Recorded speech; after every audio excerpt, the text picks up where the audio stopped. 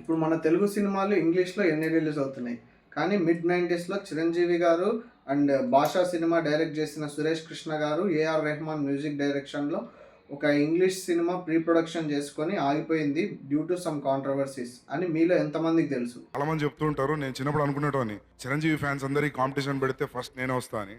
Thanks. But ఇప్పుడున్న మన most of the directors and యాక్టర్స్ని ఇన్స్పిరేషన్ ఎవరు అని అడిగితే అందరూ చెప్పే ఒకే ఒక పేరు, మెగాస్టార్ చిరంజీవి గారు. ఈరోజు వీడియో అయితే అదే గైస్, మెగాస్టార్ చిరంజీవి గారు బర్త్డే సందర్భంగా ఒక చిన్న ట్రిబ్యూట్ లాగా ట్రై చేస్తున్నాం. Hi guys, welcome back to my channel cinema. Commercial cinema నుంచి comedy, message oriented, melodramas and fantasies వరకు ఆయన స్క్రిప్ట్ సెలెక్షనే పేరు. అలాంటి సినిమాస్ నుంచి నా పర్సనల్ ఫేవరెట్స్ కొన్ని వీడియోలో డిస్కస్ చేద్దాం. చిరంజీవి గారి సినిమాల్లో, కమర్షియల్ సినిమాస్లో నా personal favourite is gang leader. Gang leader cinema అంటే మనందరికీ గుర్తొచ్చేది స్టైలింగ్తో పాటు ఫ్యామిలీ ఎమోషన్స్ని బ్యాలెన్స్ చేస్తూ యూత్ అందరికీ సూపర్ హిట్ సినిమా ఇచ్చారు. దాంట్లో నా పర్సనల్ ఫేవరెట్ డైలాగ్ వచ్చేసి, చూడండి, నేను ఫైటింగ్ పెడతాను, ఎప్పుడో చెప్పనా? న్యాయం అన్యాయం అయినప్పుడు. కాలో చేయో తీస్తాను, అదెప్పుడో చెప్పనా? ధర్మం అధర్మం అయినప్పుడు. లైఫ్ తీవాల్సి వస్తే తీస్తాను, అదెప్పుడో మీలాంటి వాళ్ళు ఇలాంటి వాళ్ళు కలిసి బరి తెగించి కిరాతకులైనప్పుడు.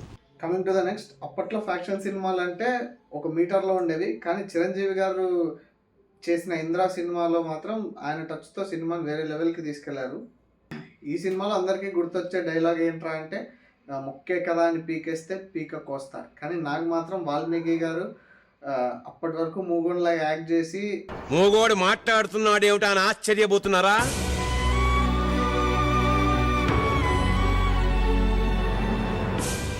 ఎట్లా అంటోడు ఎట్లా అయిపోయాడన్న బాధతో ఇన్నాళ్ళు మూగబోయింది నా గొంతును ఇవాళ విప్పుతున్నాను. నెక్స్ట్ ముఠా మేస్త్రిలో ఆయన బీడీ కాలుస్తూ ఆయన స్వాగ్ కానీ, ఆయన స్టైల్ కానీ, ఆయన గ్రేస్ అండ్ వన్ లైనర్స్ చాలా బాగుంటాయి. టాలెంట్ చూపిస్తున్నామేంటి అనే డైలాగ్ని ఇప్పుడు మనం డైలీ బేమ్స్లో చూస్తూ ఉంటాం. ఆయన కామెడీ టైమింగ్ గురించి స్పెషల్గా చెప్పడానికి ఏం లేదు.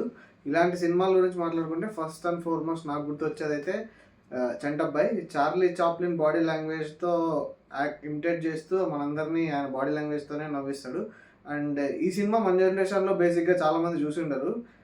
If you have a free time and you want to enjoy comedy film with a good detective story, please go for it and enjoy it. And next movie గురించి మాట్లాడుకుంటే, ఈ సినిమా అప్పట్లో సరిగ్గా ఆడలేదు. ఆ సినిమానే మనందరికీ మోస్ట్ రిపీట్ వాల్యూ ఉన్న సినిమా, అదే అందరివాడు. ఈ సినిమాలో గోవిందరాజు క్యారెక్టర్ అండ్ సునీల్ మధ్య సీన్స్ ఉంటాయండి, టాప్ నాచ్, అసలు చాలా టూ గుడ్ ఉంటాయి. అండ్ చిరంజీవి గారు డ్రింక్ చేసిన ట్యాగ్ చేస్తారు, అసలు సూపర్. అండ్ ప్రకాష్ రాజ్ గారి క్యారెక్టర్ కూడా ఈ సినిమాలో చాలా బాగుంటుంది. ఈ సినిమా టీవీలో వచ్చినప్పుడు మీరు అందరూ కూడా బాగా చూసింటారు. ఛానల్ మార్చకుండా చూసే ఉన్న సినిమా ఇది ఒకటి. And coming to the next movie, ఈ సినిమా మనందరికీ ఆల్ టైమ్ ఫేవరెట్.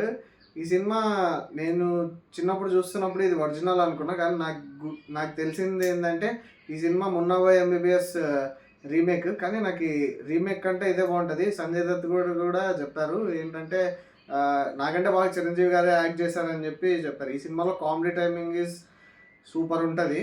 అండ్ ఇంకొకటి, నాకు పర్సనల్గా ఈ ఆల్బమ్ చాలా బాగా నచ్చుతుంది. One of the best from DSPs album అని చెప్పుకోవచ్చు. అండ్ ఈ సినిమాలో ఏటీఎం క్యారెక్టర్ చేసిన శ్రీకాంత్ అండ్ వాళ్ళ చిరంజీవి అండ్ శ్రీకాంత్ గారి క్యారెక్టర్స్ ఇద్దరివి ఆన్ స్క్రీన్ కెమిస్ట్రీ సూపర్ ఉంటుంది గైస్. అండ్ వేణుమాధవ్ గారి కామెడీ కూడా సూపర్ ఉంటుంది, చాలా బాగుంటుంది.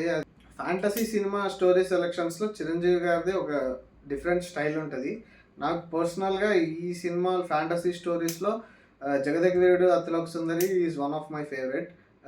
నేను పుట్టకముందు రిలీజ్ అయింది ఈ సినిమా, కాకపోతే నేను మొన్ననే రీమాస్టర్ చేసి 3Dలో రిలీజ్ చేసి థియేటర్కి వెళ్ళి చూశాను.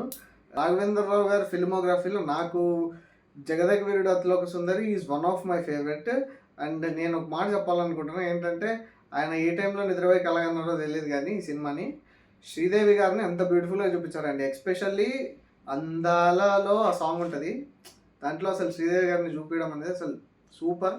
అండ్ అబ్బని తీయని దెబ్బ సాంగ్, అది మనందరికీ తెలిసిందే, ఆల్ టైమ్ ఫేవరెట్. ఇప్పటికీ మనందరం రిపీట్స్లో దాన్ని వేస్తూనే ఉంటాము.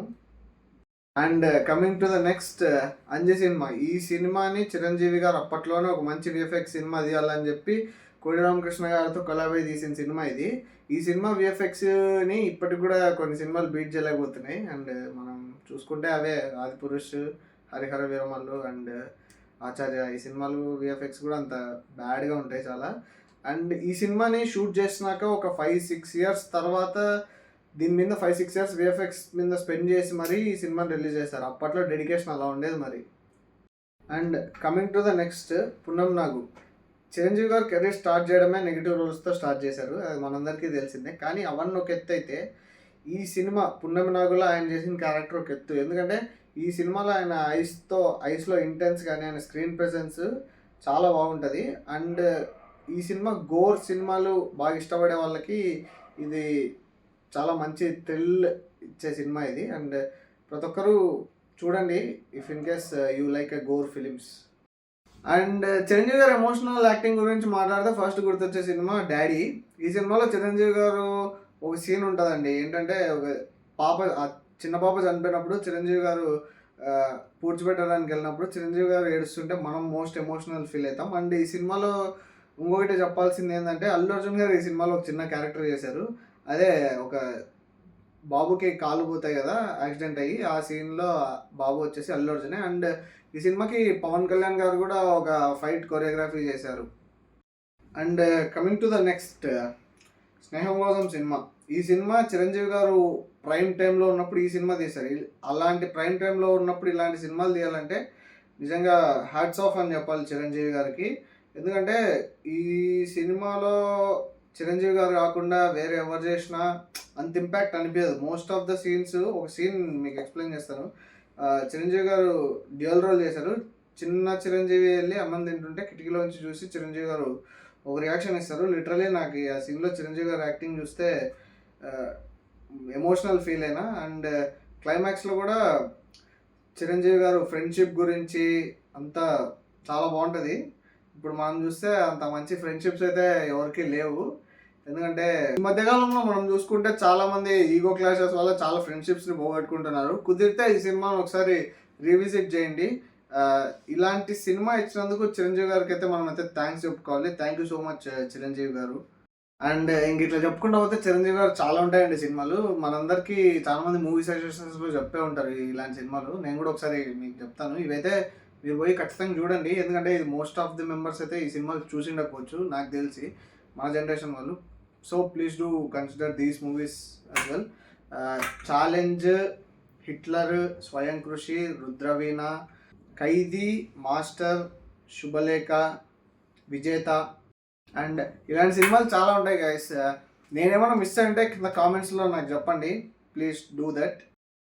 అండ్ కమింగ్ టు ద, నేను ఈ వీడియోలో మీ అందరికీ ఒక డౌట్ వచ్చిండొచ్చు, డ్యాన్స్ గురించి మాట్లాడతారా లేదంటారా వీడు అని. నేను ఈ వీడియోలో అది పెట్టకపోవడానికి రీజన్ ఏంటంటే ఆయన డ్యాన్స్ గురించి మనం ఏం చెప్తామండి. ఆల్మోస్ట్ 537 సాంగ్స్లో 24,000 మూవ్స్ చేసి వరల్డ్ రికార్డు సాధించారు, గిన్నీస్ వరల్డ్ రికార్డు. సో ఈ వీడియో మీకు ఆయన డ్యాన్స్ మూవ్స్ గురించి మీకు సపరేట్ ఏదైనా వీడియో కావాలంటే చెప్పండి కామెంట్స్లో, నేను చేస్తాను. నాకు కూడా ఒక ప్లాన్ ఉంది, I want to do it. And అంతే గైస్, ఈ వీడియోకి అయితే థ్యాంక్ యూ, జై హింద్.